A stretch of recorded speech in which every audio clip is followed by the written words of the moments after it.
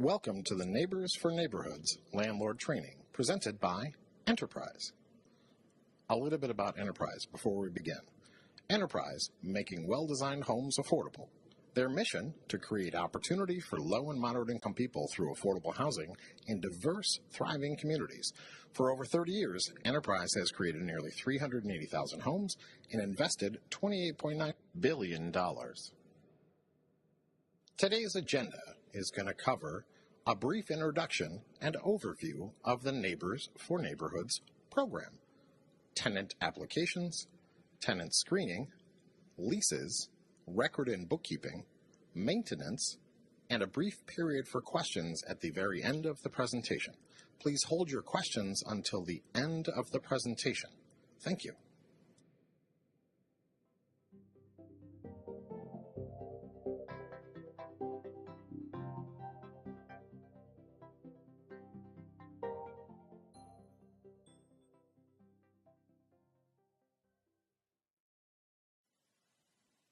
Module 1, Introduction and Overview of the Neighbors for Neighborhoods program.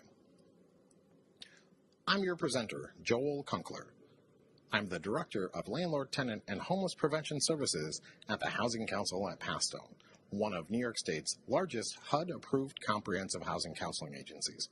We provide landlord education, foreclosure prevention, pre-purchase counseling, emergency housing services, fair housing education, and we also offer a hotline available from 1 p.m. until 4 p.m.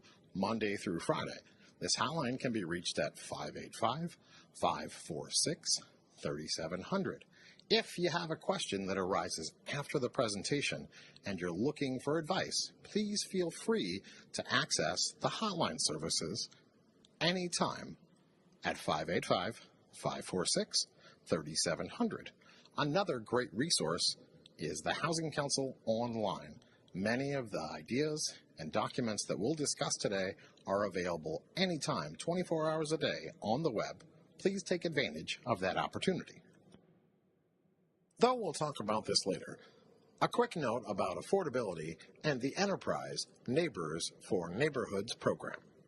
Properties must be rented to households which, at initial lease-up, earn at or below 80% of area median income as defined by HUD, the Department of Housing and Urban Development. Rents shall be set no higher than 80% of area median income for at least 20 years from the initial rent-up. Property owners will not be required to obtain new income certifications for an existing tenant after the initial year of tenancy. New tenants during the 20-year period must make no more than 80% of area median income. In the maintenance module, we'll talk much more about local code enforcement and requirements, but just a little bit about requirements for the Neighbors for Neighborhoods program. All newly constructed or rehabilitated projects funded with enterprise funds must meet applicable federal, state, local laws, codes, and applicable zoning requirements. Renovation will include exterior upgrades to the properties as part of their rehabilitation plans. The focus on curb appeal improvements is vital to changing the character of a neighborhood and to giving local residents confidence that their community is improving. Renovation to Enterprise Green Community Standards is highly encouraged. The land bank may also choose to rehabilitate the property itself prior to transfer to the property owner. We'll touch upon these and many other topics throughout the presentation. Remember, please, that there will be a question and answer period at the end of the presentation. Thanks.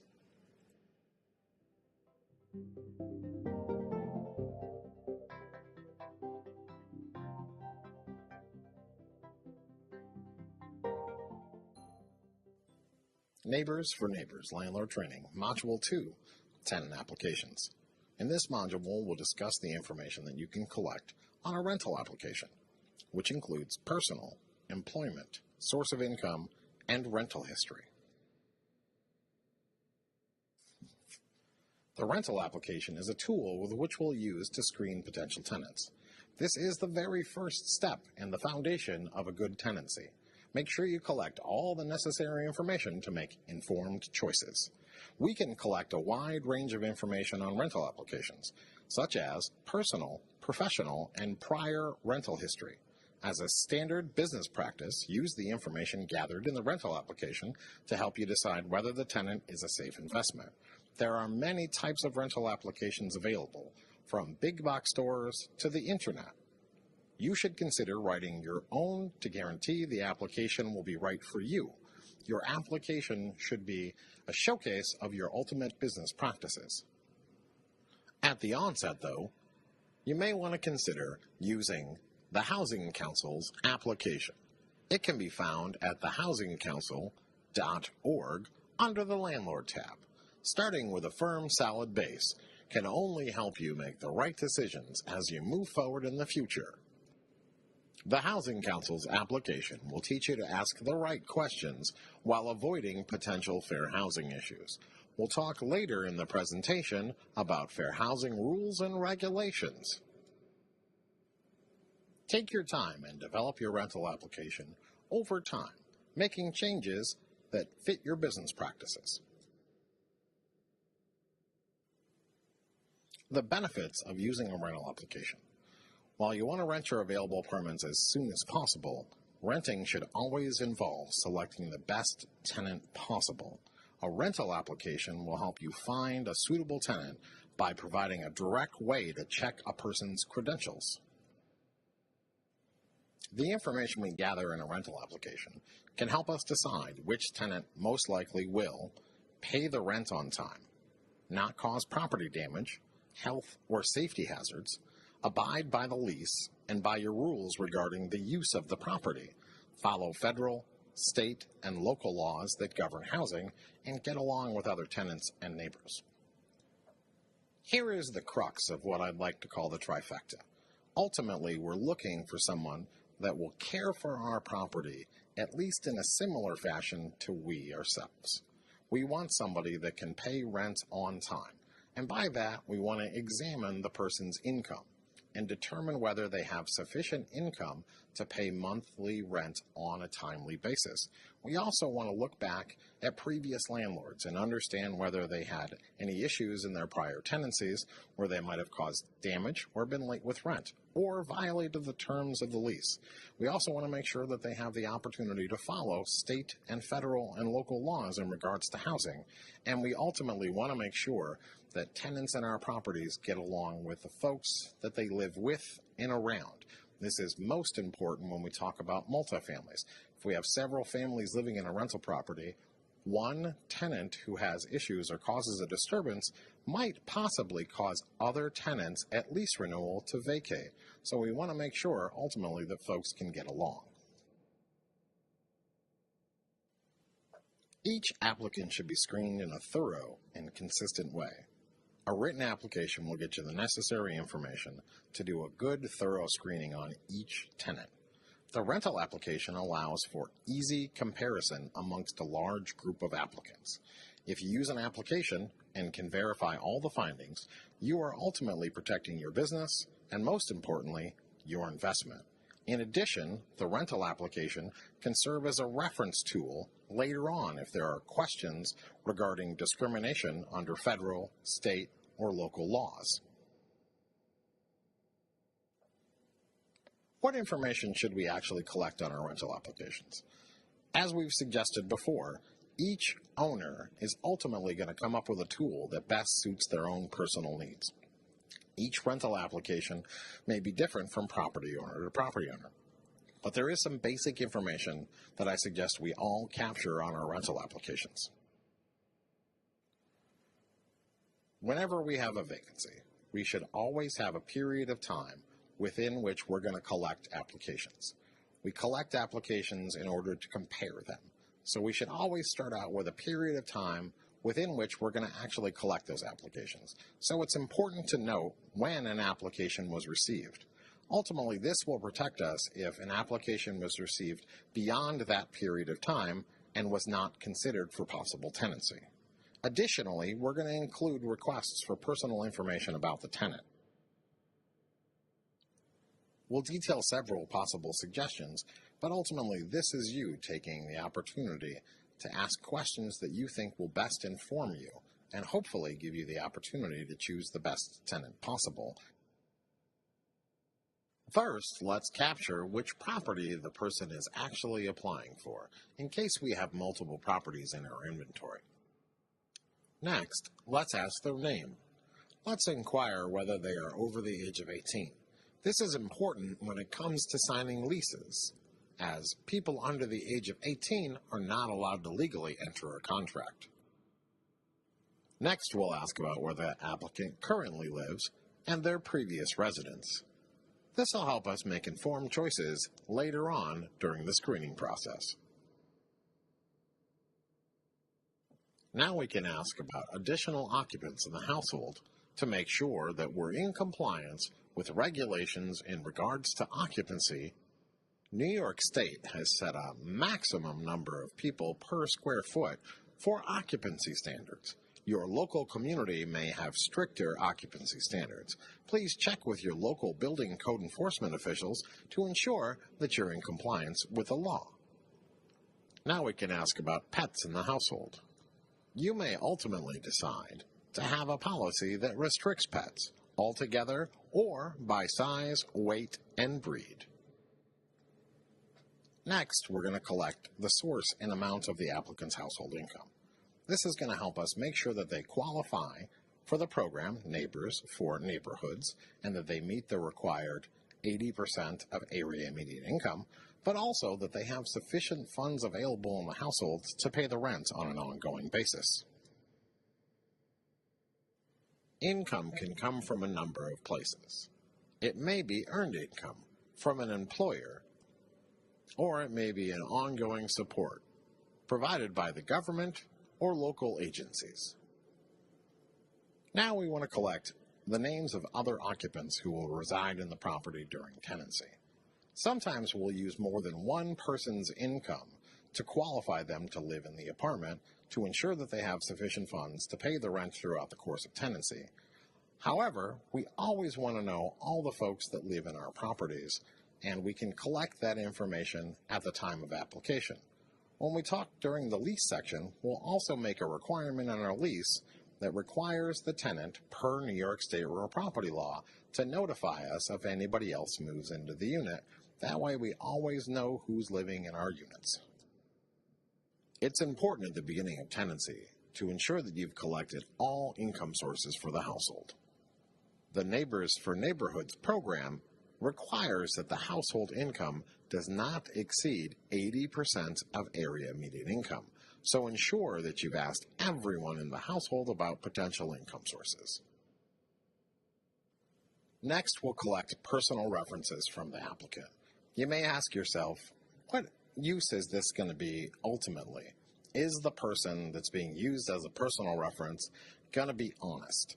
My hope is yes, that they will always be honest, but ultimately what we're doing is collecting in advance contact information for folks that associate with our potential tenant. If in the future our tenancy goes awry and we have to look forward to collecting a debt, these folks might know the location of the tenant in the future. So this is good information to have. You may also want to ask for, in case of emergency, notify. Most folks are going to give us probably a mom or a dad or a living relative that's close by. This is also a great aid if we lose contact with a tenant, and we can use this number to telephone folks and ask them about the current condition of the tenant and how we might contact them if. Next, we're going to ask the tenant to give us information about previous landlords. As a rule of thumb, I want to see at least 2, if not 3, prior landlords listed with contact information. The most current landlord, one that may still be experiencing a contractual agreement with the tenant, may not be as honest about the tenancy that they're currently experiencing, especially if that tenancy has been troublesome. We want to look to the landlord that is the most recent, but that currently does not have a contractual agreement with the tenant. Those are the landlords that hopefully are going to give us the most honest opinion about the tenant's behavior during the course of tenancy. We want to look to better understand whether the tenant was able to pay rent on time, whether they were able to adhere to the lease agreements, and whether they were able to adhere to any local code requirements or state, local, or municipal laws. We want to make sure that ultimately they were good neighbors and that they met their lease obligations on a regular and timely basis. We've started to ask a number of questions. As we detail the application with additional questions, we'll start to inform ultimately what our rental policy is. Our rental policy is going to be the criteria within which we use to grade possible tenants for tenancy. We're going to ask a number of questions as we move forward, each detailing a different step in the rental policy creation. Ultimately, your rental policy is your own, and it will be a reflection of your business practices as well as the community, the market, and the number of vacancies that you experience during the year. Next, we may ask questions regarding the tenant's credit history and why the tenant has decided to move from their current home. Let's detail some of the very specific information that we want to ask on a rental application to ensure that the information the tenant has provided is true and accurate. We're going to ask the applicant to provide their full name, their current address, and their social security number. Some applicants may be unwilling or unprepared to deliver this information. Many folks today have fears of identity theft. Be prepared with a thorough explanation as to why you require this information. You may explain that you need this information in order to process a request for a credit check. Additionally, you may explain that this information may be utilized at the end of tenancy if there are any outstanding rental payments, damages, or other charges that are delinquent. Even after a thorough explanation, some applicants may be unwilling or unable to provide this information. This should ultimately inform your rental policy. Depending on the number of vacancies experienced due to this issue specifically, you may want to address it through a change in your policy. Next, we're going to ask for a driver's license. This information can verify other information on the application and be an aid during tenancy. Be prepared that some applicants may not have a driver's license, and be prepared to accept alternate sources of identity.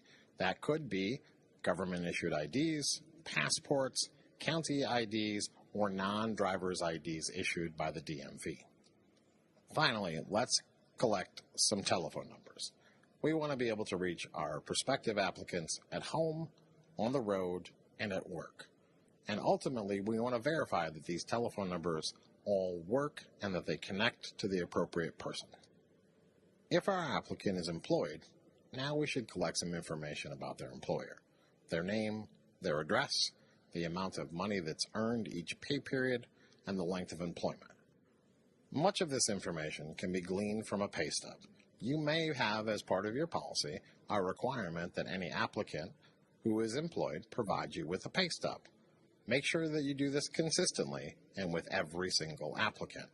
If an applicant doesn't have earned income from employment, you may require proof of that income. Probably the easiest way to verify this information is by requesting the applicant to provide you with an award letter. The award letter often details when the award started, the amount, the person that's delivering the award, and in some instances, the date that the award will end. Ultimately, what we're looking for again is to make sure the person qualifies per the Neighbors for Neighborhoods program, 80% or below area median income, and additionally, they have sufficient funds to pay the rent ongoing each month.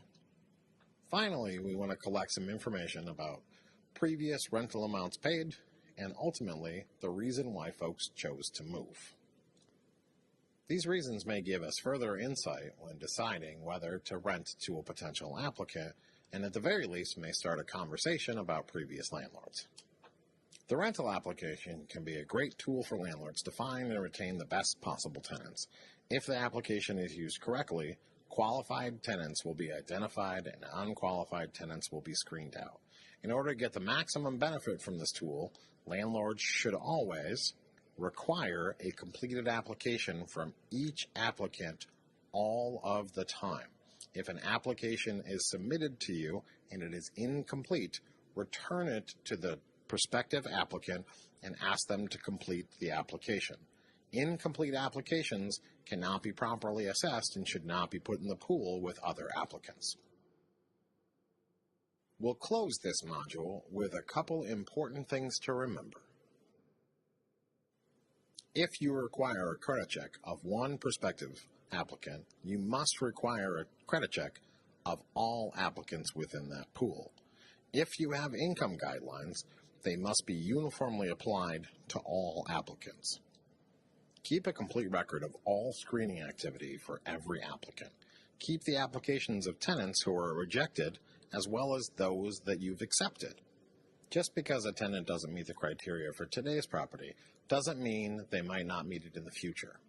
Keep the applications of those that didn't meet the criteria for examination later and future vacancies. It's also a good idea to keep applications on file in case there are any suggestions later on that you may have used any discriminatory practices.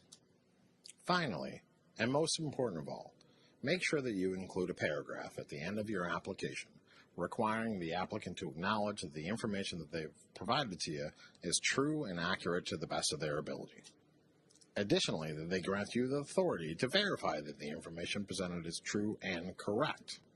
This may include permission to conduct a criminal background check or a credit check.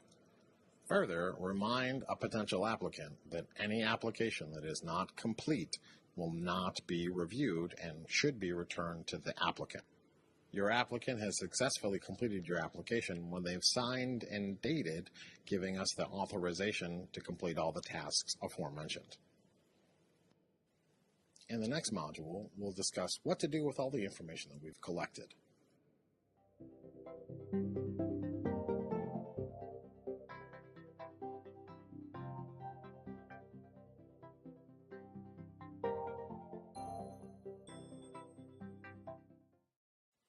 Neighbors for Neighborhoods, Module 3, Tenant Screening.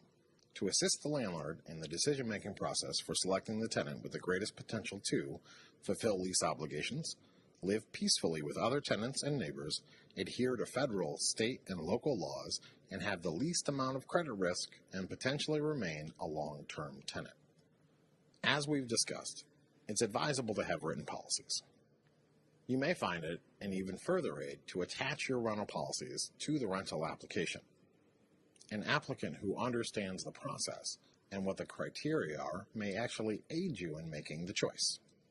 In review, using a rental application and having written policies helps to ensure consistency in your screening practices. Written policies also help to communicate to prospective tenants the business criteria that you will use to reach that decision. Combined, these steps will make it easier to select the best possible tenant. The following are not suggested to be a complete set of criteria. You will address other possible criteria as you fully develop your screening policies. Again, here are some suggestions and possible tools to use in the screening process. All policies should be administered in accordance with federal, state, and local fair housing law. Potential applicants should understand that acceptance of rental applications will be based on meeting the following rental criteria: positive references from a previous and current landlords, positive credit history as substantiated by a credit report. Depending on your market and your preferences, you may include information requesting that there be no felony convictions for a period of time. Currently, the Department of Housing and Urban Development offers no protections to individuals with criminal histories. However, a memo was issued several years ago from the then Secretary of the Department of Housing and Urban Development asking property owners to take into consideration many factors when looking at criminal convictions. Your preferences and your market will ultimately dictate what you're able to tolerate. Please be considerate when looking and examining criminal histories that have significant lapses in between any negative behavior. Our criteria may include the requirement for positive personal references. As we discussed previously, this may not necessarily be an indication of potential future behavior, but it may be an aid later in tenancy. Our criteria may also include a suggestion that good housekeeping standards and positive housekeeping experiences, as substantiated either through a voluntary home visit or by a previous landlord reference, may be required in order to be successfully considered as a future tenant. Additionally, we must ensure that potential tenants are of at least 18 years of age or older. Anyone younger than 18 years of age may not legally enter into a contract and our lease would be void. Additionally, any tenant must have adequate and reliable sources of income substantiated by either a positive employment record or ongoing benefits. We must also ensure that we have a firm understanding of local building code and the maximum allowable number of people that can live in our rental properties. And we must make sure that the household size of any potential tenant is appropriate for the apartment as defined by local building code. Additionally, we should take the opportunity to fully detail what our pet policy is. Market and your personal preference are going to dictate what this policy is. Other than the guidelines established for service animals and therapy animals and companion animals, there is no requirement currently by state law for you to allow pets. You may also require 2 forms of identification. One, which must be a photo ID, for any prospective tenant to pass through the screening process. It doesn't hurt to include an additional reminder that the information requested on the rental application must be accurate and complete for it to be considered. It's good to create a timeline also, and your rental policy can detail a lot of information and give the tenant a clear set of expectations. Detail clearly how long it will take you to complete a review of the rental application. Remind folks that previous and current landlords, ID, possibly credit reports, and income information will be verified before the application can be processed completely. Let folks know what to expect if they actually make it through the screening process and are offered the opportunity to become a tenant in one of your rental properties. You may wish to detail the time period from when they are accepted as a possible tenant to what your expectation is when they may sign a lease document. Remind them that a lease document cannot be fully executed unless a security deposit has been received. Further, let them know that a move-in inspection will be required before keys can be issued. That way we know what the current condition of the unit is at move-in and that they are responsible for anything that happens to the unit during the course of normal tenancy above wear and tear. Many industry leaders believe that rent should not exceed 30 to 40% of a tenant's total monthly income. We'll learn later that the Neighbors for Neighborhoods program has very specific criteria in regards to the amount of income that a tenant can make and the amount of rent that we're allowed to charge them. It's still good to understand that the industry standard is between 30 and 40%. As you move forward and increase your portfolio outside of the Neighbors for Neighborhoods program, we hope that you keep this in mind. A tenant that pays a reasonable portion of their income towards their housing costs may avoid having issues paying their rent in the future. The Neighbors for Neighborhoods program has some very specific criteria in regards to determining maximum rents.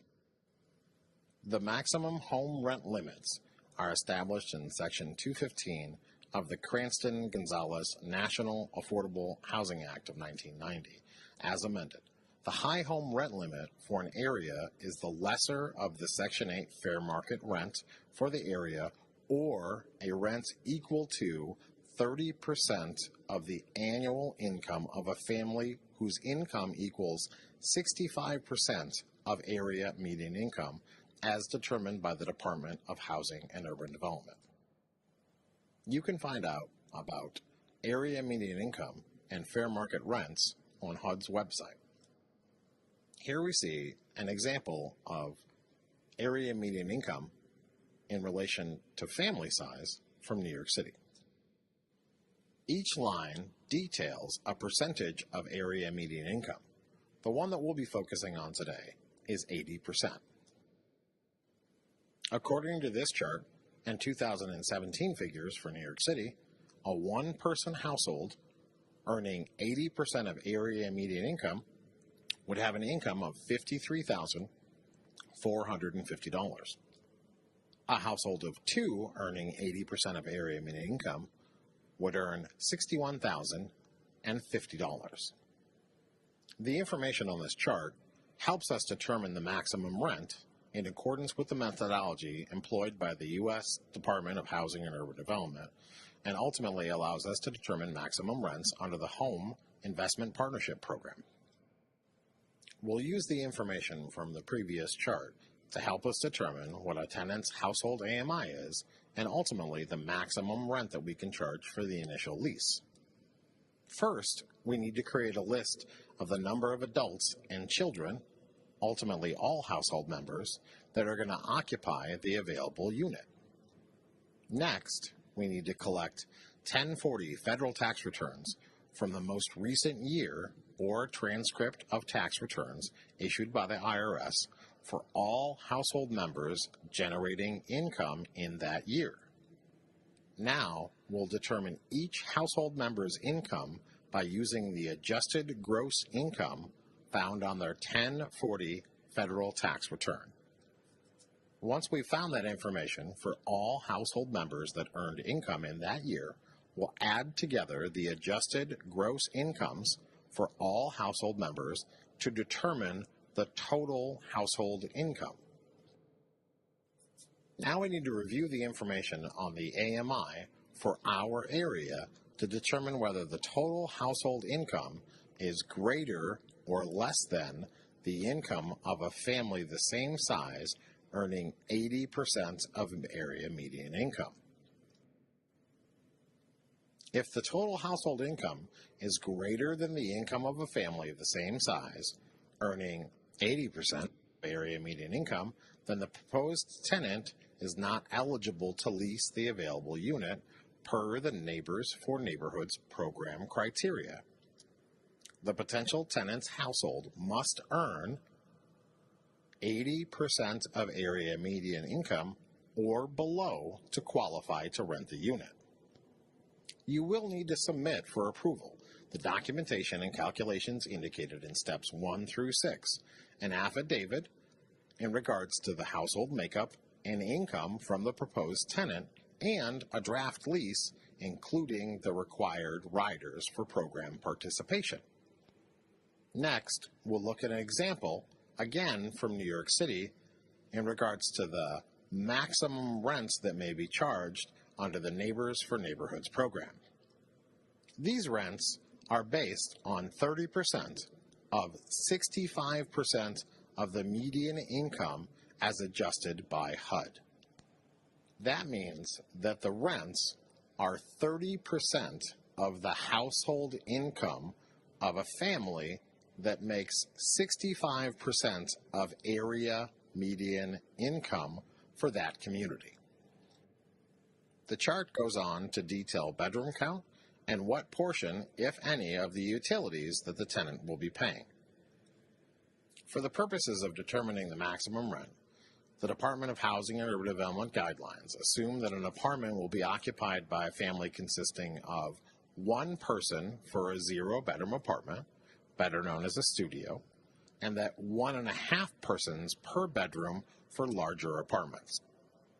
For example, to determine the maximum rent for a 1-bedroom apartment for which the imputed occupancy is 1.5 persons, the area median income for 1.5 person family is determined by computing the average of the area median income for a 1-person family and the area median income for a 2-person family.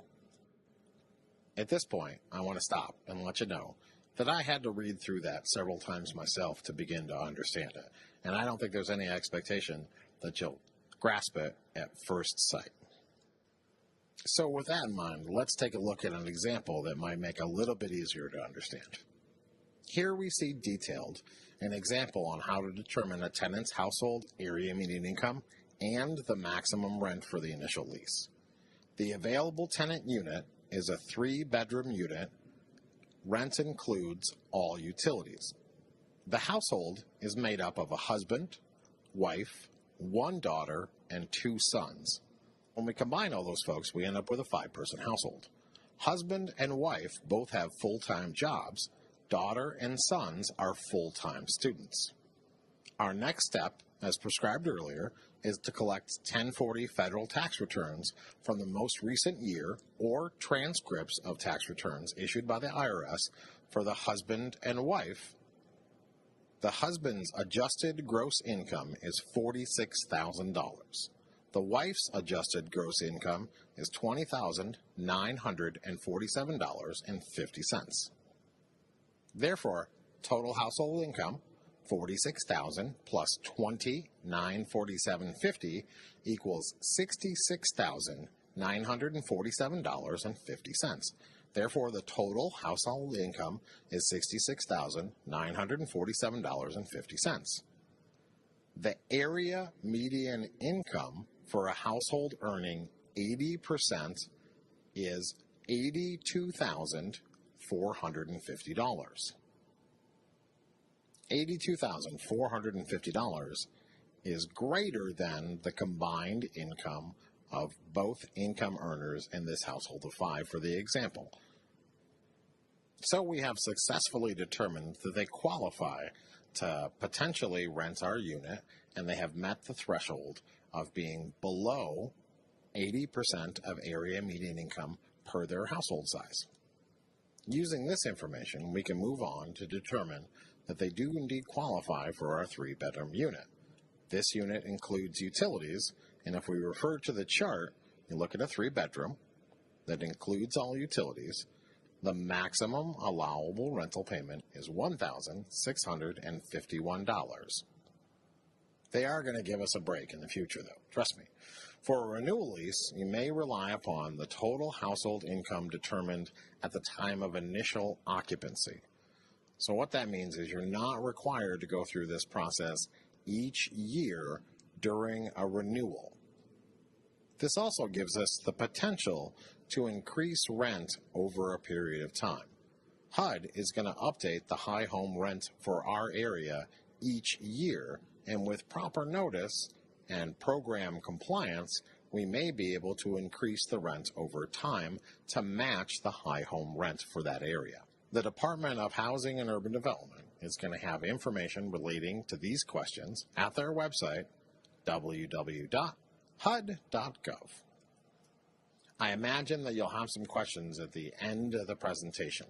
So if you have specific questions, I suggest at this point that you write down those questions so you don't forget them.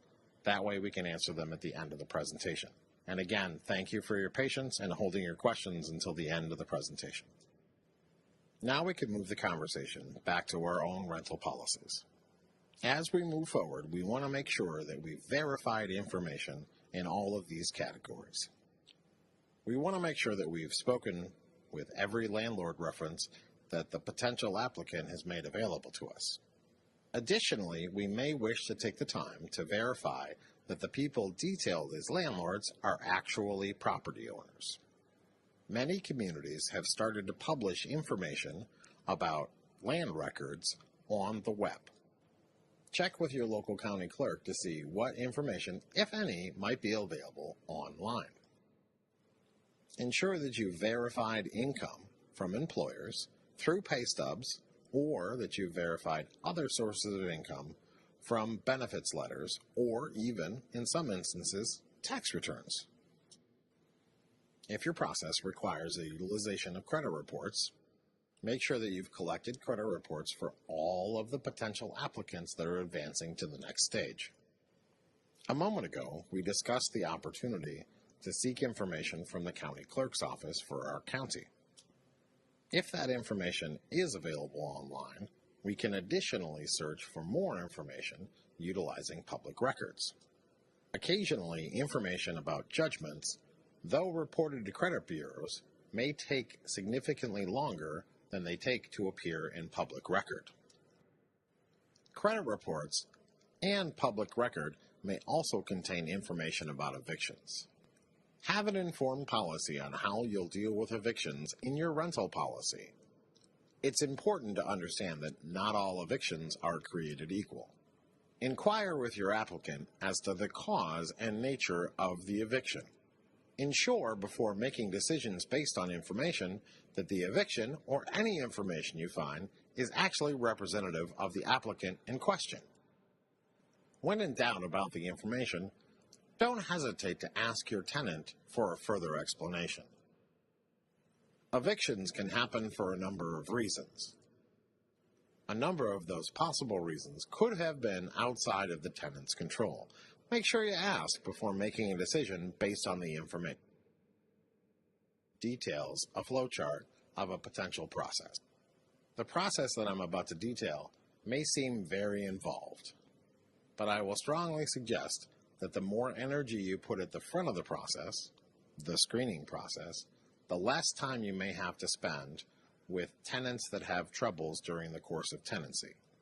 Screening is not a scientific process, and no process is ever going to ensure 100% of the time that you don't have to deal with a troublesome tenant, but the next set of steps may help you alleviate some of those issues in the future. So, that being said, let's dive into the process. Our first step is going to be to review any recent applications that we've received that may not have made it through prior screening processes. This, in theory, is a pool of people that we've already screened in the past, but just didn't quite make it through the process and weren't selected as tenants initially. If we're unsuccessful with this pool, our next step is to move to advertising. Choose your medium of advertising wisely, and ultimately that will save you time in the future. For the sake of this example, let's pretend that we advertised our unit and we received 40 calls inquiring about the unit. For those 40 folks, we informed them that we were having an open house on several days during the following week and invited them to attend the open house. During the open house, let's say we had a banner turnout and we had 30 potential tenants come to view the unit. Of those 30, we were able to successfully get 20 to fill out applications. In my example, I'm going to ask that you send potential applicants home with the application and have them fill it out at home and call you when they have finished the application. The reason is twofold. One, we don't want 20 people filling out applications on the floor of our rental unit while we're trying to show it. And two, there's additional information that we can find out about a potential tenant if we take the extra effort and pick the application up. This is where we come on the flowchart to the portion that says home visits. As each potential applicant finishes the application and notifies us, we're going to schedule a time to go out and pick the application up in person. You may ask, what is the benefit of picking the application up in person? I'll pause because I think several of you already know what the potential advantage is.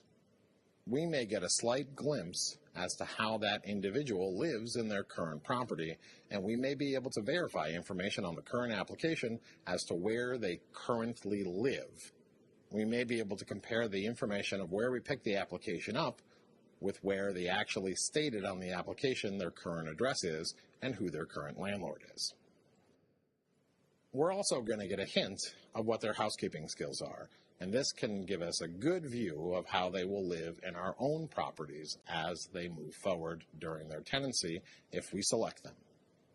Again, for this example, let's suggest out of that 20 that took applications home, that 10 were able to schedule a home visit and delivered completed applications to us. During a cursory review of the applications, we found several that were incomplete, and we returned those to those potential applicants to complete and return to us. We suggested a specific closing period for applications to be received to be considered. Ultimately, we only received 4 back from the original slew of applications that we received. The next slide details a chart where we take all of the completed applications and put them in a chart with the information that we've decided through our screening process is going to be important to us. Across the top, you can see that we have applicant name, credit score, the term of their employment, their gross income, their current address, their previous address, and their debt-to-income ratio. Probably the only one that puzzles folks right now is debt-to-income ratio. We can determine this directly from a credit report, but if we don't pull the credit report, we can still start to put together what a debt-to-income ratio is. We already know one of the largest expenses that our potential applicants will see throughout the course of the year, and that's our rent. We should already have a pretty good idea of what the utility expenses are for the property during the course of the year. That combined with an average number for a food budget each month for our possible applicants should give us a good idea of what the folks are spending throughout the course of the year. So I've gone ahead and loaded several potential applicants into this chart. Tenant A has a credit score of 700, has been employed for 2 years, and grosses $40,000. They've lived at their current address for 4 years and their previous address for 5 years. Their debt-to-income ratio is currently 0.25, which means for every dollar they've earned, 25 cents is already spent before they cash their check. Potential tenant B has a credit score of 650, relatively similar to the first one, has been employed for 5 years, grosses $35,000, has been at their current address for a year and their previous address for 2 years, and their debt-to-income ratio is 0.29. Tenant C's credit score is 689. They've been employed for 15 years. They gross 22. They've been at their current address for 8 years and their previous address for 5 years, and their debt-to-income ratio currently stands at 0.18. Finally, Tenant D has a credit score of 650, has been employed for 5 years, grosses $55,000, has been at their current address for 6 months, their previous address for 1 year, and has a debt-to-income ratio of 0.45, or 45% of their income is spent before they cash their check. I think the choice is clear here in this instance that probably the best possible tenant, depending on what the rent is each month, would be Tenant C. Tenant C doesn't have the highest credit score, but has the longest term of employment and has had the longest term of prior residencies, 8 years and 5 years, and has the lowest debt-to-income ratio. However, depending on what the rent is each month, Tenant A may be the more appropriate choice. Still, a good credit score, employed for 2 years, grosses more than Tenant C, has been at their current address for 4 years, their previous address for 5 years, and their debt-to-income ratio is relatively similar to Tenant C at 0.25, or 1/4 of their income devoted to their current obligations. By compiling the information, we take the guesswork and opinions and assumptions out of the mix, and we are left with a tool that tells us ultimately who may be the best tenant. Again, this process is not perfect, and you will find that there will be bumps in the road, circumstances will change, but ultimately we're trying to make the best bet we can with the information that we have at hand, and we are unable at this point to look into the future, so the best we can do is take the information at hand and make very educated decisions. If you have questions about this process, again, there'll be an opportunity at the end of the presentation today for you to ask questions, and I look forward to those questions. Next, we're going to talk about fair housing. Fair housing laws are laws at the federal, state, and local level that protect people in regards to their housing choice. At the federal level, protected classes include race, color, national origin, religion, sex, and familial status, as well as disability, actual or perceived. At the local level, New York State, age, marital status, sexual orientation, and military status are protected classes. Check within your local community to determine whether there are any other laws specific to your municipality, county, or city that may offer additional protections.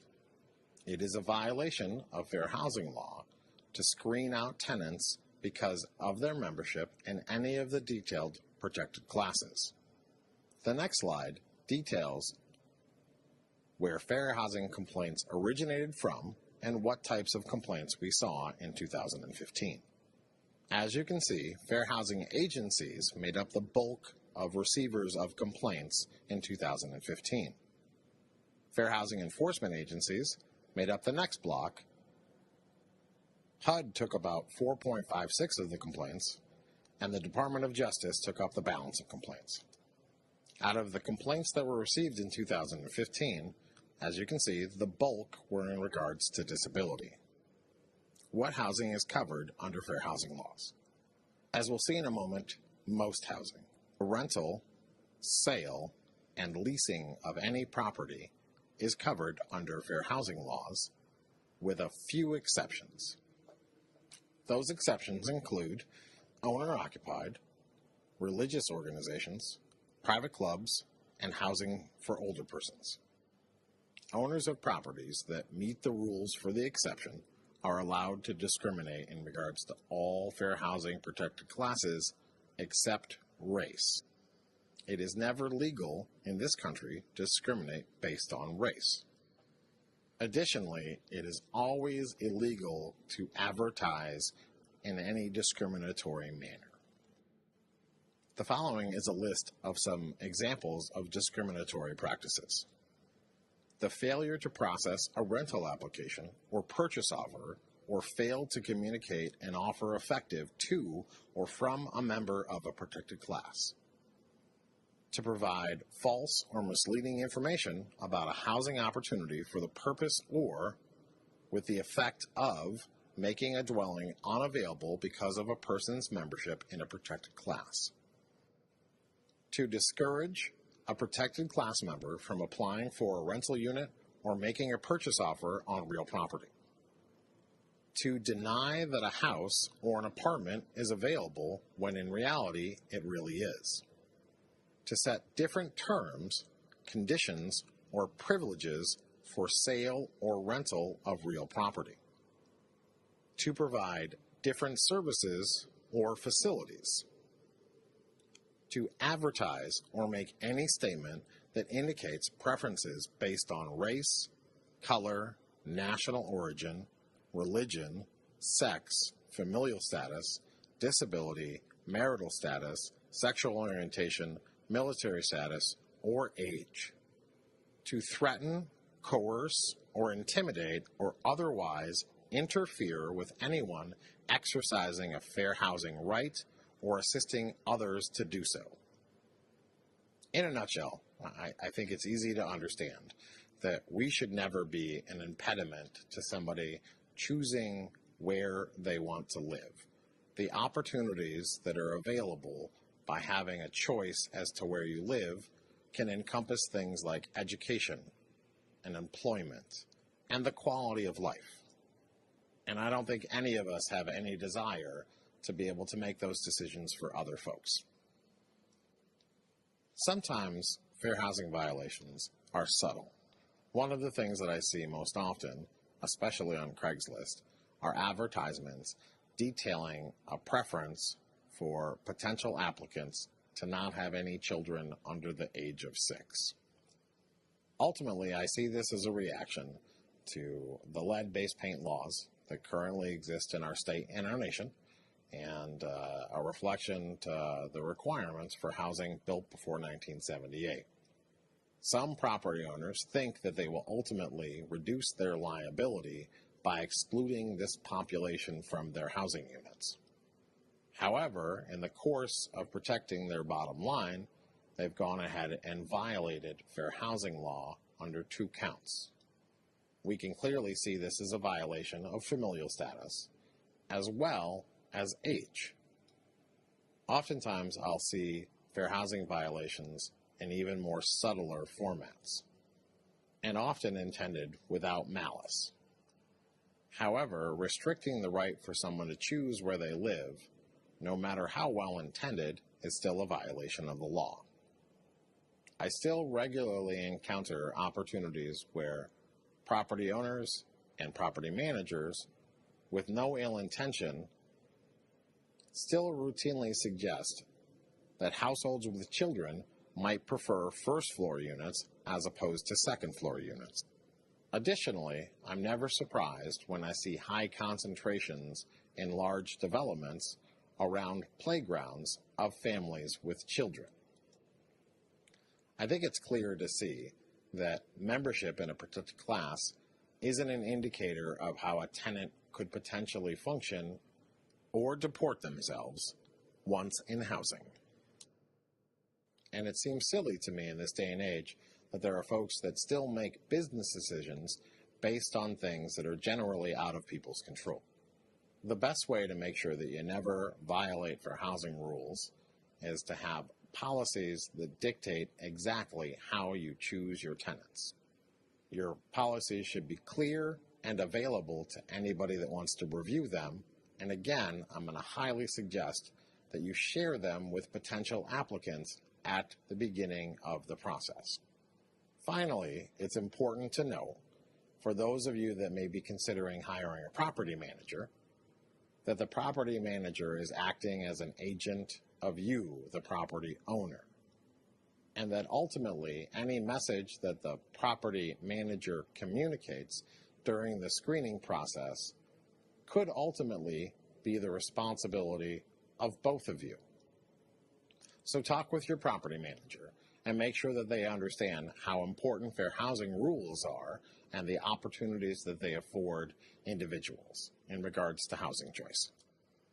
I'm sure some of you will have some questions on this topic, so please hold those questions until the end of the presentation.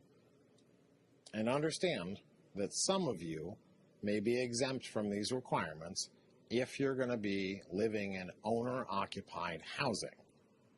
However, remember, it is always illegal to discriminate in regards to race, and it is always illegal to advertise a preference.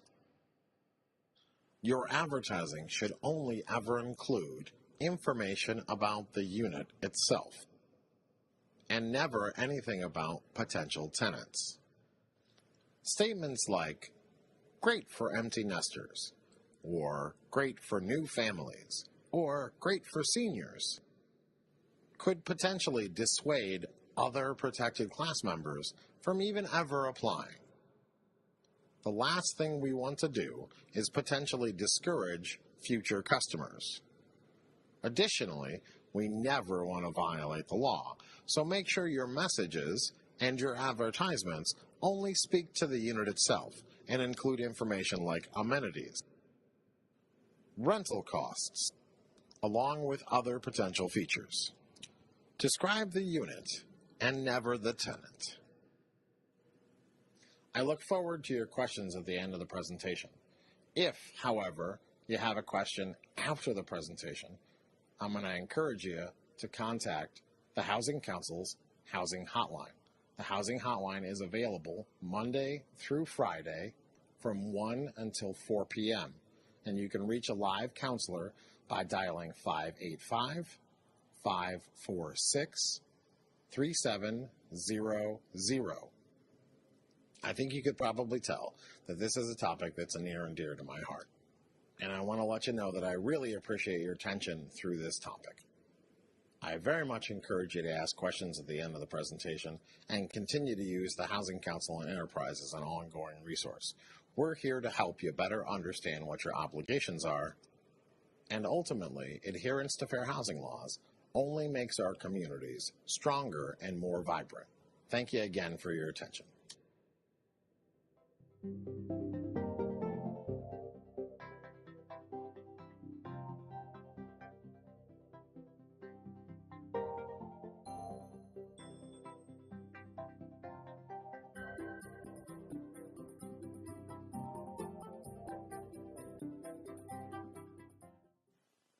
Neighbors for Neighborhoods, Landlord Training, Module 4, Leases.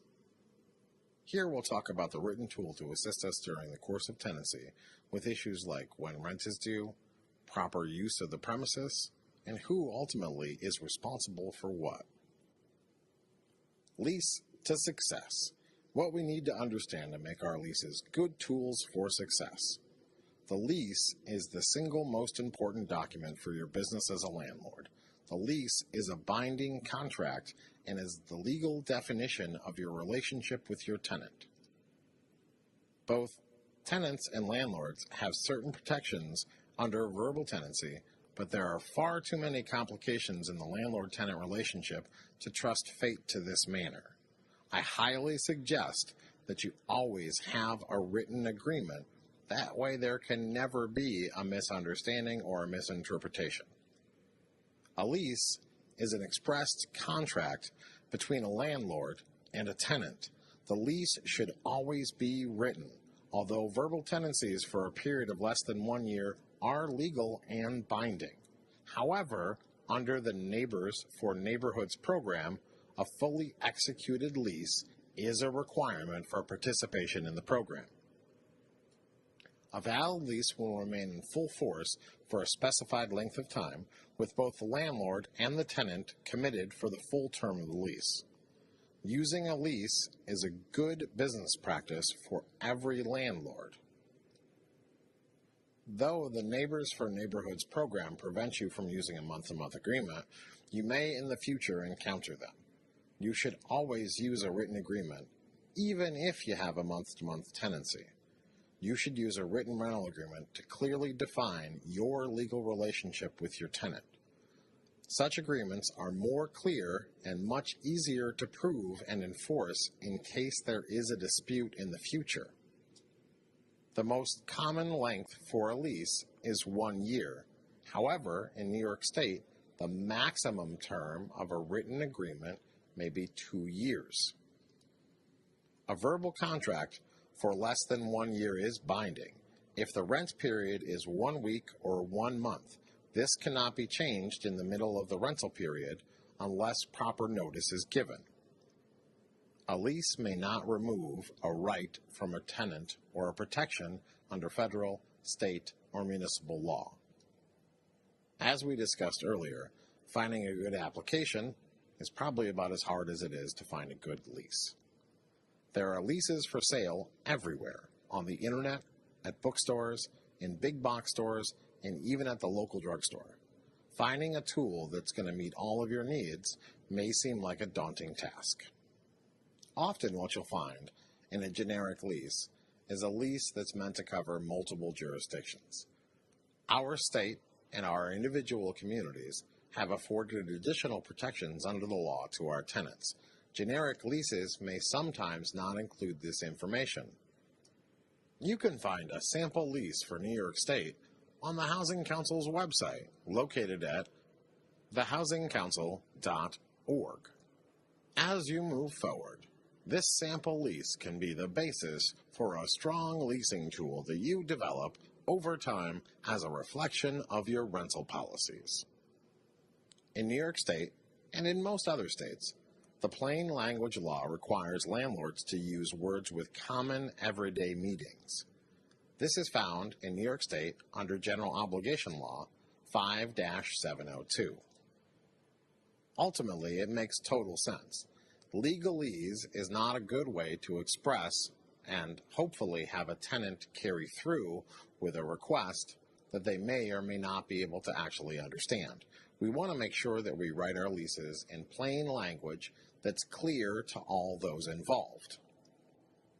Over the years, I've had the opportunity to review hundreds and hundreds of leases and talk with hundreds and hundreds of landlords about their experiences. My favorite landlord reviews each clause with a tenant and asks them to initial it only after repeating the clause in their own words. This sets off a relationship where both parties completely understand what each other's expectations are, and the tenant leaves the table with a complete understanding of what their obligations and the requirements of the lease are. And we can only hope with that knowledge that they're able to meet the terms of the lease on a regular basis. Don't be afraid, though, to take the time and explain each clause. You may realize a pretty profound satisfaction and also a healthier tenancy. Landlords cannot use the lease to suspend any of the tenant's legal rights. For example, a lease cannot stop a tenant from exercising the right to complain to code enforcement officials. Unless otherwise stipulated, a lease remains in force even if you sell a property. Tenants also continue to be bound by the terms of the lease after sale. In a nutshell, if 3 months into a tenancy, you're in a position to be able to sell the property and you've met all of the requirements of Neighbors for Neighborhoods, and your lease is still in effect for another 9 months, the person who purchases the property also purchases the lease and all of the requirements to fulfill that lease to its full natural term.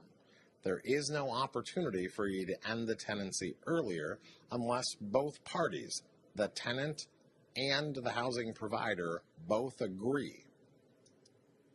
Now let's talk about some of the basic provisions that are required in a lease. At the basis, we want to make sure that we have both the name of the landlord and the tenant. We want to understand the address and a good description of the rental unit to be leased. We want to understand the time period with which this agreement will cover. Generally speaking, most leases are for 1 full year, and as described earlier, the Neighbors for Neighborhoods program is going to require annual leases. We also want to understand the amount of rent, as well as when rental payments are due. We want to have an address at which rental payments are to be made. We also want to see some additional provisions to consider. In the lease agreement, we have an opportunity to discuss the care of the apartment and the adjoining grounds. If there are any other special responsibilities that the tenant is to have during the course of tenancy, we want to make sure they're clearly spelled out. Here also is an opportunity to clearly spell out the specified uses of the premises. I'm going to strongly encourage you to allow the only appropriate use of the property to be residential. We incur potential liability when we allow our tenants to operate businesses out of our rental units. We'll talk a little bit more about the security deposit in a moment, but this is also a great place to detail information about the security deposit, where it will be stored, how it will be utilized at the end of tenancy, and the period of time within which it will be returned to the tenant if there are no damages or unpaid rent or unpaid fees associated with the tenancy. I strongly encourage you to remind the tenant of their right to privacy. Though this is your house, it is ultimately your tenant's home. You are required by New York State real property law to give your tenant 24 hours notice if you're going to enter the property, unless it's an emergency. Emergency repairs do not require that appropriate notification. If you require outside maintenance of your tenant during tenancy, clearly spell out what the expectation is. If your tenant is to mow the grass or rake the leaves, this is a fantastic opportunity to explain those responsibilities, and if they fail to execute them during the course of tenancy, this is a great place to point to remind them that they did agree to it at the beginning of their tenancy. It's crucial that your tenants have a clear way to report any repair needs to you or to somebody acting in your stead. Please outline in your lease the exact process for notifying you about any repairs that the tenant might have encountered and need to be addressed. Use the lease as an opportunity to remind your tenant that they are personally responsible and liable for damages during the course of tenancy. Not only damages that they commit, but damages that their guests commit and that occupants commit during the course of tenancy. Speaking of occupants, there is a law in New York State that requires tenants to inform the landlord of any new occupants within 30 days of the occupant taking up residency in the rental unit. Outline your intent in the lease agreement that you will commit periodic inspections during the course of tenancy to ensure that the property is safely maintained. Additionally, you should be in the property at least a minimum of 2 times a year to ensure that the smoke detectors and the carbon monoxides are functioning to the specifications. If you're unreachable and an emergency repair happens, make sure your tenant understands that you may have the necessity to enter the property without proper notice. As defined earlier under the tenant's rights to privacy, remind them again that there is the opportunity that you may have to enter the property without the specified 24 hours notice, and that you have the legal right to do so as long as it's an emergency. Generic lease tools may often offer examples of unconscionable or unenforceable lease clauses. These unenforceable or unconscionable clauses may include a waiver of the landlord's liability to make normal repairs. As we'll learn under the warranty of habitability section during the maintenance discussion, we'll learn that you are required to make normal repairs during the course of tenancy and that you may not suspend this right. Additional unconscionable clauses may include a waiver of the tenant's right to privacy or trial by jury, a waiver of the tenant's rights to sue in case of injury or damage to personal property, a prohibition of visitors or overnight guests, or the refusal to rent because of children in the family, or termination of a lease due to childbearing or adoption. As we learned earlier while discussing fair housing, this last unconscionable clause is clearly unenforceable and a clear violation of fair housing law in regards to familial status, limiting the ability to somebody to acquire or bear children. We've gone over a couple of the basics that will help you build a foundation for a strong lease that's ultimately going to be enforceable, as well as give clear direction to your tenants. Here's a couple more things to remember. Your lease should ultimately reflect your methods of property management. The lease should also reflect your concern for protecting your dwellings from misuse and damage. Make sure you stay within the law. It's a much sounder contract if you do so, and you're less likely to fall under the scrutiny of the courts. Illegal clauses can never be enforced. Any change to a lease that's written must always be made in writing. The tenant must understand the change and either sign or initial the new or changed clause. Never can one party change the agreement without the consent of the other. Both parties must always agree to any changes that are made to a lease agreement. Make sure you always take the opportunity at lease renewal to review the lease thoroughly. This is an appropriate time to introduce any new written provisions or change any clauses that may not be currently being enforced. This is an opportunity again to review the complete tool each year with the tenant to make sure that they're meeting the expectations and the requirements of the lease agreement. And finally, make sure you always include the lead disclosure addendum along with a clause in your lease discussing its receipt. More on this topic will be discussed during the maintenance section.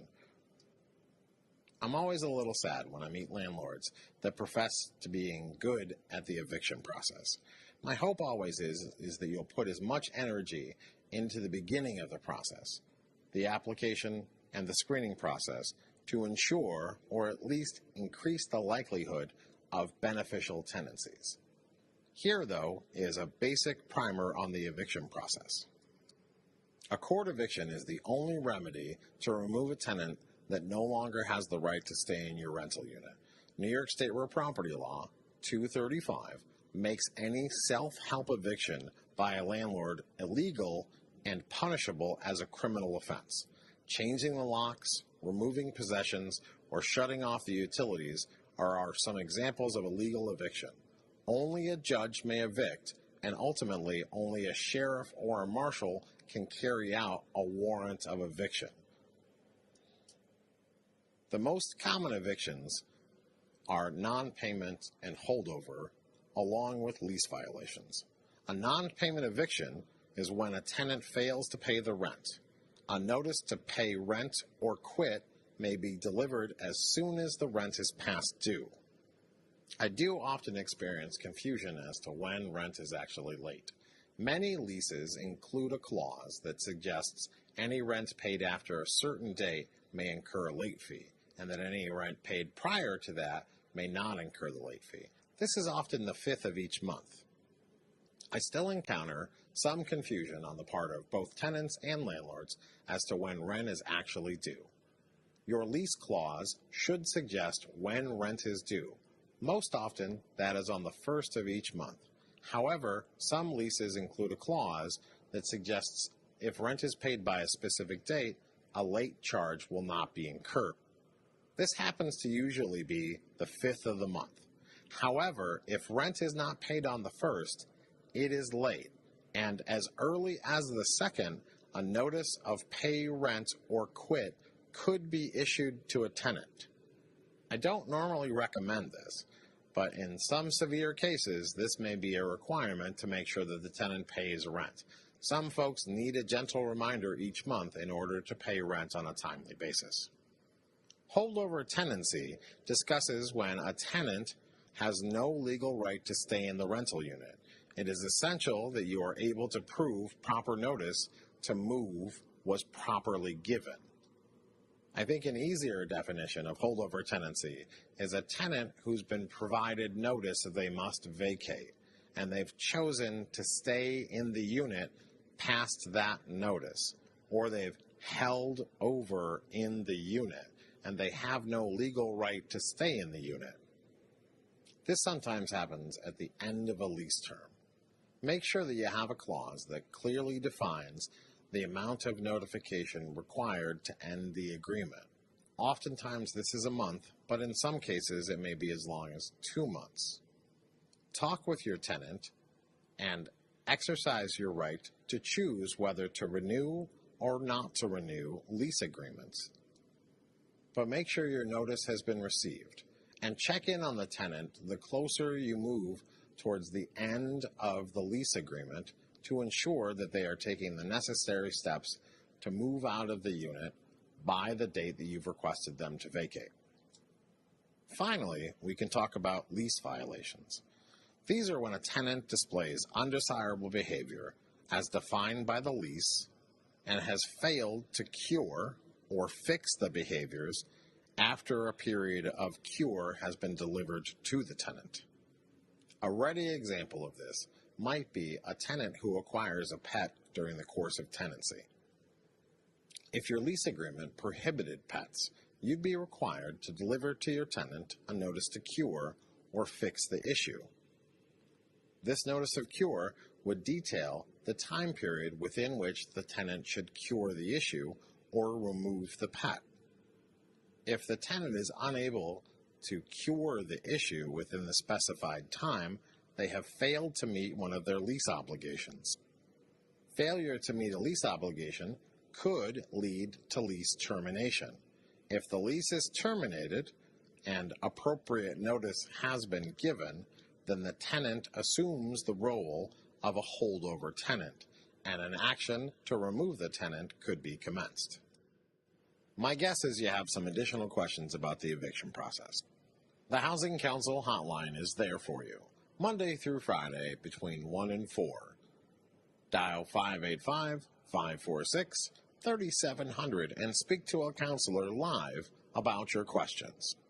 I occasionally meet landlords who profess to be great at the eviction process. When I hear this statement, what I really hear is, I've never become good at the screening process. Though no process is ever going to be perfect, spend as much time at the beginning as you can to ensure healthy and vibrant tenancies. However, when you're facing eviction, call the Housing Council. We began to talk about security deposits during lease clauses. A security deposit is money given in advance on a contract for the use or rental of real property as a security for the performance of the contract. In other words, this is money that we hold in trust to ensure that the contract is performed without any issue. This includes late fees, unpaid rent, and potential damages done during the course of tenancy at the end of tenancy. As a landlord, you should never use the security deposit for repairs during the course of tenancy.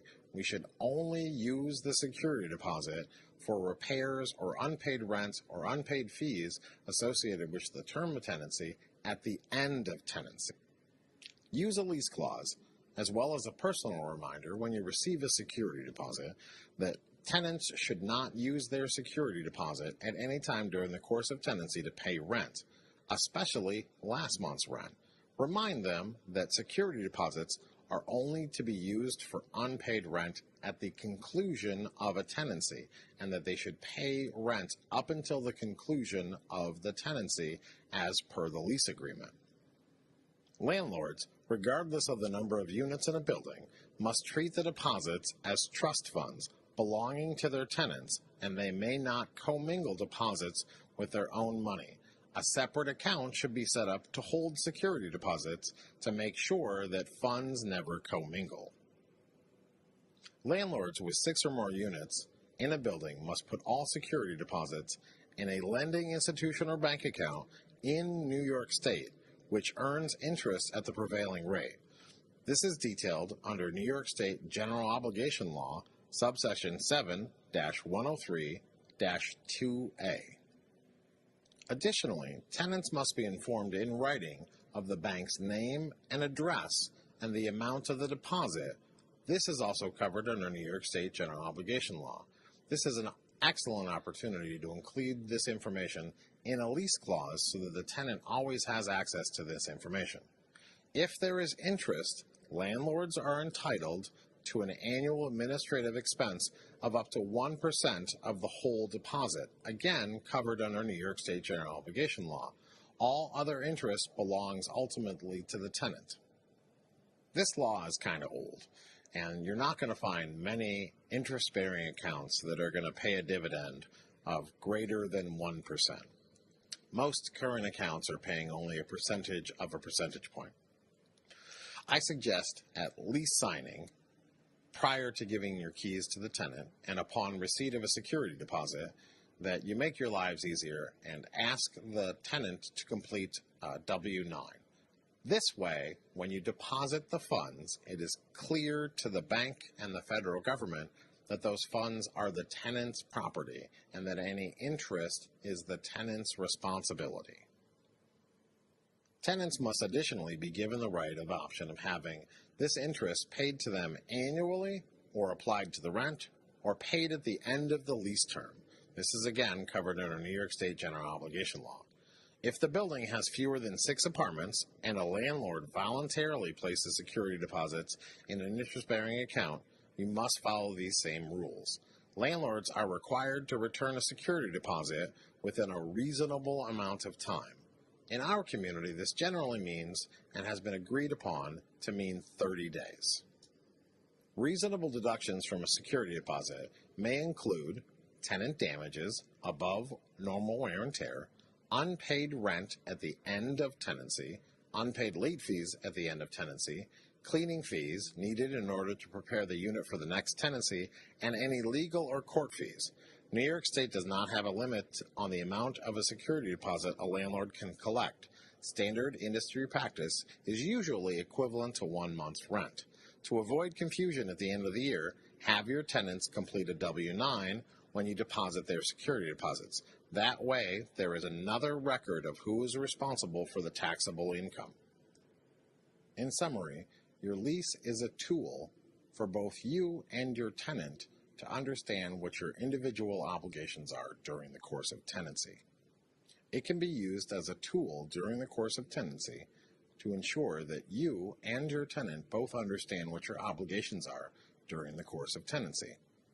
It can be used as a tool during the course of tenancy to remedy any disputes, and ultimately it can be used as a tool during any court proceedings that may be necessary. A lease that's clear and easy to understand is going to ultimately benefit both you and your tenant.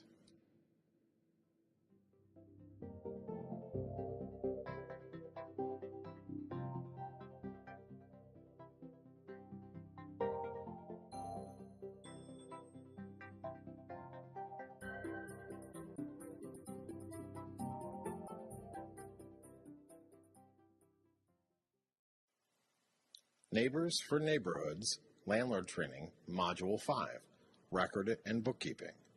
An organized, accurate, and complete set of records is essential for accessibility, profitability, to manage the progress of your business, to ultimately apply for a loan, in order to sell a property, to defend against any lawsuits, and to comply with tax reporting requirements.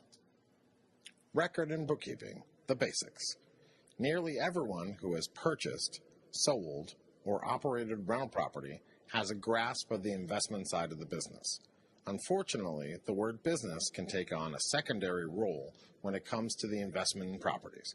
Many landlords take the steps of investing purposefully, but neglect to take the business aspects seriously. Too often, operating rental property is regarded as something you sink your money into and then leave alone for it to mature over time. It is a tough and complex business. With the right tools, it can also be profitable. Absolutely essential records include ownership records, property condition reports, capital improvements, maintenance and repairs, certificates, permits, and licenses, prospective tenant files, tenant and current occupant records. Ownership records may be required during court proceedings. Property condition reports help us better understand the condition of our property. A detail of capital improvements may afford us the opportunity to take deductions during tax season. Maintenance and repair logs can be invaluable. The last thing we want to do is be reminded when we installed a water heater when that water heater starts to leak. It's important that we maintain the certificates and licenses of the contractors we employ to maintain and repair our rental units. It's also critical that we maintain the permits that they pull in order to do this work. As we've discussed several times, maintaining prospective tenant files can be crucial to fill vacancies with short notice. Even if a tenant hasn't made it through the original screening process, keep their application on file for future vacancies. It's also important to understand who's living in our units. Maintaining good tenant and occupant records can be invaluable if you ever end up in court.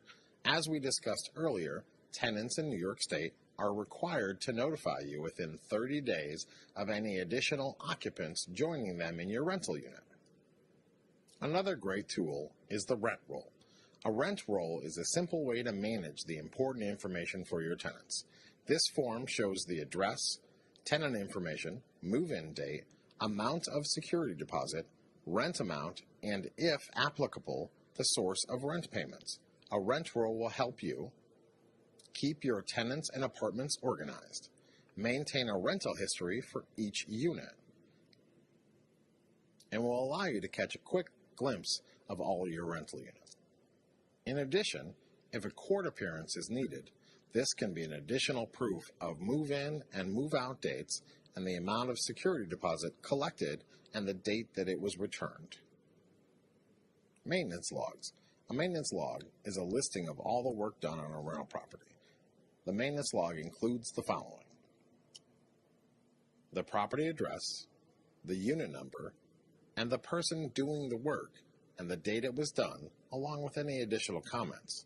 This might be an opportunity also to attach any permits, certificates, and licenses that may have been required to make sure the work was done correctly. In addition to major capital expenses, some repairs and major appliances are deductible. Supplement your maintenance log by keeping your receipts in good order. A proactive stance to property management may assist you in maintaining higher rents. If rents of properties in the area are slipping, you may be able to protect the value of your property by having an advanced maintenance schedule. No one likes to think about court, but you might be able to avoid costly legal expenses by maintaining a record of tenant maintenance complaints and the timely solution or resolution. Make sure that when tenants make complaints that you address them quickly and efficiently, but also that you document each incident. Sadly, accidents do occur. A well-maintained maintenance log may ultimately show proof that you were not negligent in regards to a situation. Timely repairs may save you time and money in the end. Rent register. You gain an advantage in the rental business by tracking rent payments. It is amazing how few landlords keep official records of rent payments. Just keeping receipts is not enough. You want to be able to quickly scan your records for a specific date and a certain tenant. Keep amount owed and amount paid separate in case more than one party pays the rent. Every entry in your rent register should contain the kind of expense that the funds received paid for and should have a unique identifier. In this way, you can track rent payments by unit, tenant, and date. Every deposit of income should contain the same kind of information. Even if you don't deposit all of your income, it's a good idea to note that the cash income and what you did with the cash in the same register. Don't just carry amounts over to your bank balance. If you ever need to go to court for an eviction or for any other reason, the rent register will show the rental payment history, including amounts and dates, and obviously any money that's currently owed. We learned some lessons early in the screening process about how valuable a previous landlord can be to helping us make decisions in regards to tenant selection. We want to do the same for other landlords. So if another landlord calls to get a referral for a tenant, you should be able to speak to another landlord about your experiences with a tenant. Do so confidently. Record and bookkeeping, rental expense register. Landlord businesses of all sizes can benefit from working with a formal process to track income and expenses. There are a number of tools out there that may assist you, from a computer program to a pen and a paper ledger. All of them have their benefits depending on your taste. No answer is ever the wrong answer. For the income side, the rent register will track incoming money. The rental expense register, along with the year's receipts, will be very beneficial at tax time. Keep every bill and receipt. Lost receipts mean lost money. You cannot claim what you cannot prove. It's never a bad idea to establish a separate bank account for your rental property business. Many landlords who own multiple dwellings open separate accounts for each building. If you own a small number of properties, open at least one account. This account should be only for business. Additionally, remember that we never want to commingle funds, especially security deposits, but even income associated with a rental property should never be commingled with our own funds. Don't be afraid to take money out of those accounts to pay yourself for your time and your energy, but make sure that you write receipts accordingly. Through the Neighbors for Neighborhoods program, we have limited ability to change what the rent amounts are. Our rent amounts ultimately are fixed in accordance with AMI and HUD's home rents. However, it doesn't hurt to understand how to set a rent in order to be profitable for any future endeavors you may have as you expand your portfolio. When looking to determine your rent, you should consider more than the cost of operating a rental property when calculating minimum rent. Few properties ever have 100% occupancy. It's a good bet that you might experience 1 month vacancy over the course of a year. You should then consider dividing your costs by 11 months instead of 12 months. When possible, and if possible, you may want to even consider dividing by 10 months instead of 12 months. Here we have an example of a property on Main Street. It's a 3-family, $60,000 mortgaged at 9.5% over 30 years. Our total fixed cost each month is $796. Our total non-fixed costs are $90. And we include potential lost rent over the course of the year each month, and that value is $75. This delivers us a minimum rent of $961. Our rents should be in kind with other properties in the neighborhood, but rents should be suitable for the neighborhood, and remember that good tenants may pay a little more for a better apartment. No one looks forward to tax time, but good record keeping will help you at tax time. An important part of the business involves maintaining good books, saving all relevant receipts, and working within the current tax codes. Due to the nature of the constantly changing tax codes, landlords can benefit from consulting or working with tax professionals and accountants. The terms below are meant for educational purposes only. For specific information on your tax return, you should always consult a tax professional or an accountant. As I've noted several times, it is advisable to keep your personal accounts separate from your business accounts. One easy way to do so is to obtain a business credit card. This can help keep your business expenses separate from your personal expenses and also offer a nice way to record expenses. The IRS does not require that you use a particular method of record keeping, but you must keep records that provide the information needed to figure your business deductions in a clear and concise manner where they are accessible. When you own 2 or more rental properties, you'll need to allocate expenses for each property. If you're an owner-occupant, you'll need to do the same, treating your rental unit as an income property and your side of a property as your primary home. Use the Schedule E IRS form to show your rental income at the end of the year. Decide what you'll deduct in relation to your plans for your investments. A zero-income business may not look attractive to lenders if you decide to expand your portfolio in the future. So have a plan on how you'll capture deductions each year. I'm not an accountant, nor would I ever pretend to be one, but I've learned over the years that there are some important tax terms that you need to understand. These include depreciation. The depreciable basis of rental property is its basis minus land value times the percentage used to produce rental income. Major remodeling and improvements that increase the value of the property may be depreciated.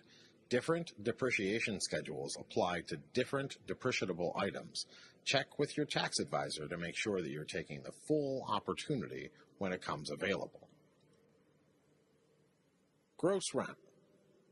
This must be reported on the return and includes advance rent payments, late payments, and on-time payments received during the year. Passive income.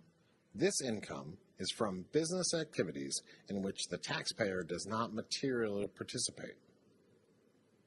Rental income. Rent is income received from the use of the property during the year from a tenant. As I mentioned briefly a moment ago, owner-occupants have an additional consideration each year. Owner-occupied rental units will need to separate expenses when they partly apply to a personal residence and the rental property at the same time. Make sure again that you consult your tax professional or an accountant to make sure that you're taking the necessary steps to make it clear that there is a separation between personal residence and rental properties. This has been intended to be a down and dirty on record and bookkeeping for rental properties. It's not intended to be exhaustive. I'm sure you have questions. Hold them until the end of the presentation, and hopefully we'll get to all of them. If, however, we're not able to get to your question, or you think of a question later, don't hesitate to call the Housing Council's Housing Hotline at 585-546-3700. A counselor is available Monday through Friday between 1 and 4 p.m. to answer your questions.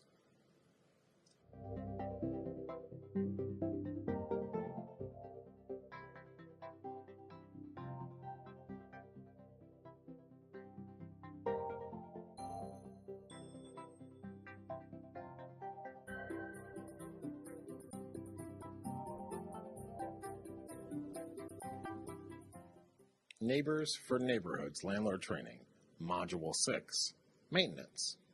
Here we'll assist landlords in maintaining the property while maintaining their investment. We'll discuss the warranty of habitability, code requirements, and issues concerning lead-based paint. Let's start out with a quick overview of some of the benefits of doing the right thing when it comes to maintenance. It helps you establish a good name. It helps you establish a reputation as a business professional. It helps you have a positive relationship with city officials, tenants, other landlords, and homeowners in your community. It helps reduce time, cost, stress, and hopefully helps you be more effective and efficient. And it may ultimately allow you to charge premium rents as you move forward. Remember again, though, that participation in the Neighbor for Neighborhoods program has requirements in regards to the maximum rent allowable. One of the most important considerations when owning rental property in New York State is a complete understanding of the warranty of habitability. New York State Real Property Law 235B, otherwise known as the warranty of habitability, is a legal doctrine that requires landlords to provide and maintain their residential properties in a livable condition. Lease provisions that are inconsistent with this right are unenforceable. However, there is no breach of the doctrine of warranty of habitability if a tenant or persons under their direction or control causes the unfit conditions. It's a tenant's responsibility to remedy the unfit conditions in that circumstance. The warranty of habitability, or Real Property Law 235B, states that tenants are entitled to a livable, safe, and sanitary apartment. This includes public areas. This is a right that cannot be waived. Some examples of possible violations could be failure to provide heat or hot water on a regular basis, or failure to rid the apartment of a potential infestation. To be clear, failure to provide heat or hot water is in relation to the mechanicals, not necessarily the actual provision of heat and hot water, unless utilities are included in the rent. Otherwise, it only assumes that you have a responsibility to maintain the hot water heater and furnace during the course of tenancy. The warranty of habitability does ultimately impose some responsibilities on you, the landlord, but the courts agree that in order for a tenant to recover an abatement for a breach of the warranty of habitability, the landlord must have actual knowledge of the existence of the condition in need of repair. So it is a requirement that the tenant notify you of the issue prior to trying to exercise the right to constructively evict themselves. Constructive eviction is oftentimes the last recourse of a tenant who has repeatedly requested for repairs to be made to a unit. Oftentimes, a building inspector may be required to support the actions of a tenant trying to constructively evict themselves. Ultimately, remember it's your responsibility to maintain the livability of the rental premises both at the beginning of tenancy and throughout the lease term, both for visible and hidden defects. But also remember, the protection does not apply to uninhabitable conditions caused by the tenant, occupant, or guests. Tenants are ultimately responsible to remedy those conditions, and that's supported by Real Property Law 235-B. In addition to the warranty of habitability, we may also be required to follow multiple dwelling law or multiple residence law. Multiple dwelling law applies to cities with a population of 325,000 or more, and the multiple residence law applies to cities with less than 325,000 and to all towns and villages.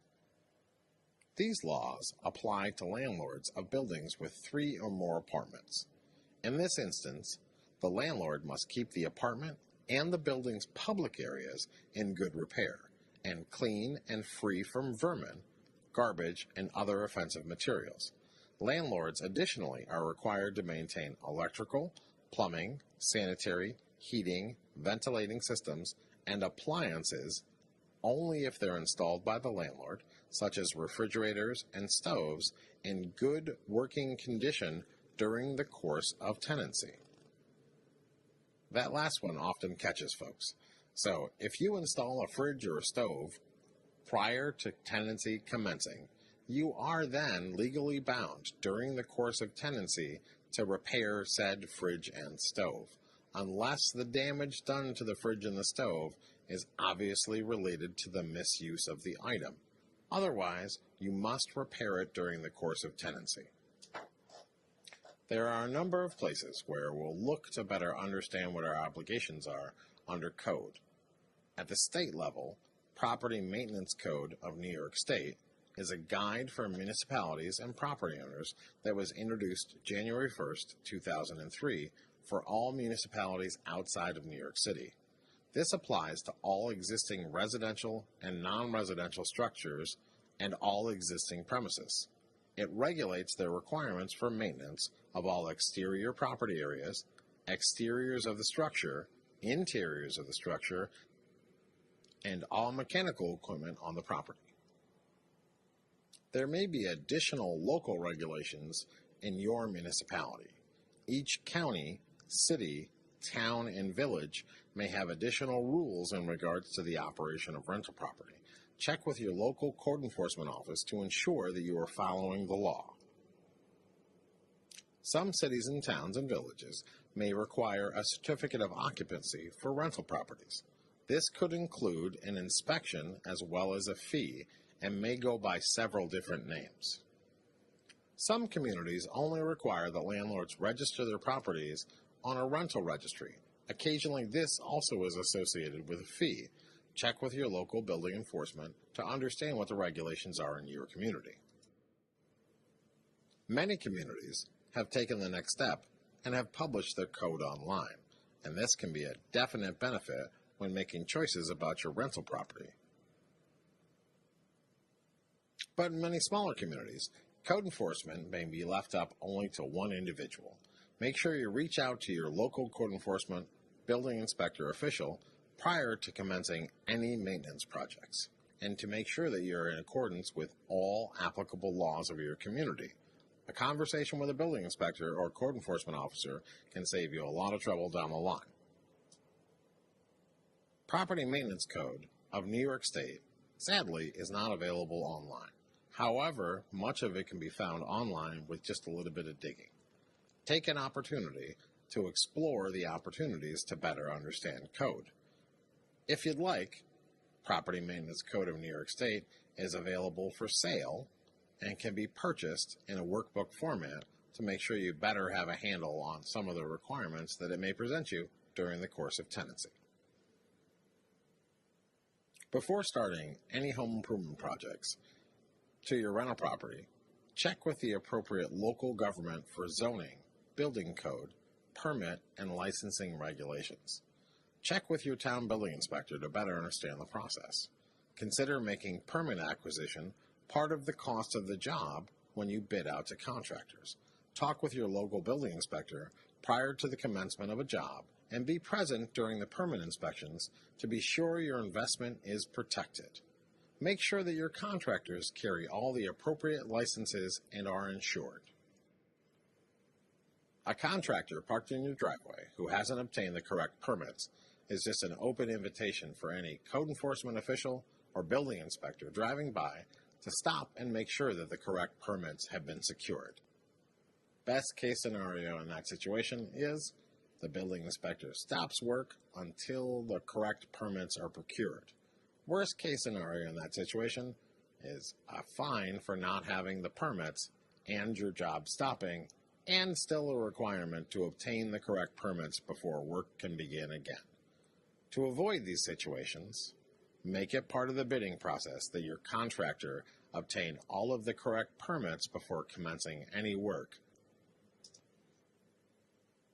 Picking a contractor can often be difficult, and you want to make sure you're absolutely confident in the work that's going to be performed. Many services are available to help you find the best contractor for the job. Many are free. Check the Better Contractors Bureau in your area. Also, use the Better Business Bureau. Check with other property owners to see who's had satisfactory work done. Some cities may have a preferred contractors list associated with grants that are performed in the community. HUD also maintains a lead-safe contractors list. However you choose your contractor, make sure you ask about references and check them out. Ask your contractor for 3 or 4 of the most recent completed jobs. Contact the owners of those properties to ensure that the work was done in a timely manner and was well done. Ask if there's an opportunity for you to come and visit the home to inspect the work personally to ensure that the work was done well and to their satisfaction. Property Maintenance Code of New York states when making repairs, it's wise to use similar quality materials as the ones used in the initial installation. This will ensure the material will hold up and repairs will last, saving you time, money, and energy. Repairs, maintenance work, alterations, or installations which are caused directly or indirectly by the enforcement of this code shall be executed and installed in a workmanlike manner and installed in accordance with this code and the manufacturer's installation instructions. Pay attention to this. When hiring contractors, make sure that there are folks that are willing and able to go the extra mile. We're blessed in this region of the state with many examples of housing stock that is 75, 80, and 100 years old. And the reason we still have this housing stock is it was built with quality components by quality workmen. And we wish to maintain that as we move forward. So take the opportunity and educate your contractors about your standards in regards to your properties. Lead paint and the ensuing dust it may create continues to harm adults and children in housing across America. Lead poisoning is completely preventable. Property Maintenance Code of New York State 303.2 Protective Treatment and 304.3 Interior Surfaces gives us some guidelines and requirements on how to deal with lead paint and the potential issues and concerns that it can create. It requires that all exterior and interior surfaces be maintained in good condition. It maintains that untreated exterior wood surfaces must be protected with paint or other protective covering or treatments. It further details conditions of deterioration, including peeling, cracking, chipping, flaking, and abraded. Painted surfaces, including loose plaster and decayed wood, must be eliminated and repaired. It requires that owners repair defective painted surfaces. However, when repairing damaged painted surfaces, peeling, chipping, chalking, or flaking, you must consider the year the property was built. Properties built before 1978 are presumed to have lead-based paint, unless a lead inspection has been done and proves otherwise. Damaged painted surfaces must be repaired in a safe manner using lead-safe work practices to prevent the possibility of lead poisoning of the occupants, especially children under the age of 6. Children under 6 are very susceptible to the hazards of lead paint and may experience permanent brain damage if poisoned. If you own a property that was built before 1978, you are required by law to distribute to your tenant a pamphlet prepared by the Federal Environmental Protection Agency called How to Protect Your Family from Lead in Your Home, which warns tenants of the hazards of lead-based paint. A disclosure form advising the tenant that the landlord knows about the presence of lead-based paint or lead hazards, or even if the landlord does not know of these hazards, in an apartment or building must be filled out and signed by both tenant and landlord. The same applies to the sale of homes built before 1978. It is highly suggested that you add an additional addendum to your rental agreement confirming that the tenant received this pamphlet. Every buyer and tenant must receive an information booklet on lead paint hazards. Owners must keep signed acknowledgments that the pamphlet was furnished. An example of this acknowledgment may be found on the EPA's website as well as HUD's website. A good maintenance schedule is essential to reducing potential lead hazards. However, there may come a time when work needs to be done. The first, lead-safe work practices, as explained through the Renovator, Remodeler, Painter Rule, prescribes very specific work practices in order to reduce potential hazards. These work practices primarily focus on the containment of hazard and the reduction of lead dust during activities. However, in some small instances, abatement may be called for. Lead abatement requires many steps and ultimately requires that the leaded surface have a barrier between it and any potential occupants for a minimum of 20 years. Ensure that you keep yourself and your family safe, as well as your tenants. If you own property built before 1978, educate yourself on potential lead hazards, and before starting any renovation or remodeling, ensure that you're in compliance with all existing codes. If you're hiring a contractor, make sure they've completed lead-safe work practices for the renovator, remodeler, and painter, and are able to provide certifications upon request. In some instances, jobs may require additional work and may require certified workers to commence abatement activities.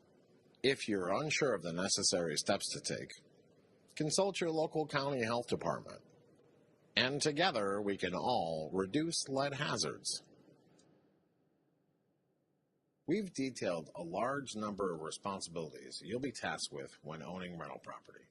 It may seem overwhelming at times. Here are some tips for seeking help. Property managers may offer you a respite from some of your responsibilities. Property managers, for a fee, may be able to manage advertising vacancies, screening tenants, managing tenancies, collecting rent, and maintenance projects.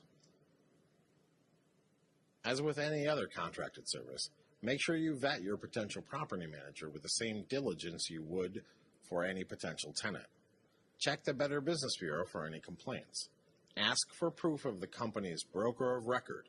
Property management companies are required by New York State law to have a real estate agent who has completed the needed education to become a broker to stand behind all dealings of the property management company. Ask other landlord and property owners about their experiences. Look to local landlord property owner groups for additional information. Just like when hiring a contractor, ask the property manager to supply you with 3 or 4 recommendations and referrals. Talk to those individuals and understand what their experiences were. Ask them if they had a chance to change anything, what they might change about the relationship, and ultimately what their satisfaction with the relationship is before making a decision about choosing a property manager. Just a few final thoughts. Your daily practices should be a reflection of how you want others to perceive your business. Be consistent. I think I've said this several times during the course of the presentation. Be consistent in the way you treat people, be consistent in your screening techniques, and be consistent in documenting. Document all of your actions. Update your policies to reflect current laws and regulations. Keep current with the local market conditions and community conditions. Understand your policies, demonstrate your interest in your properties. Participate whenever possible in the community. Let your neighbors know that you're there and that you're interested. Introduce yourself to local officials, town, village, and city departments, law enforcement, and fire officials, as well as neighborhood and civic groups. Look to see if there's a landlord, property owner, or investor group in your area, and participate and get to know folks and understand that you can always learn something anywhere you go. Lastly, and most importantly, don't be afraid to ask questions when you don't know. Thank you again for your attention during this presentation. The opportunity to ask questions will commence shortly.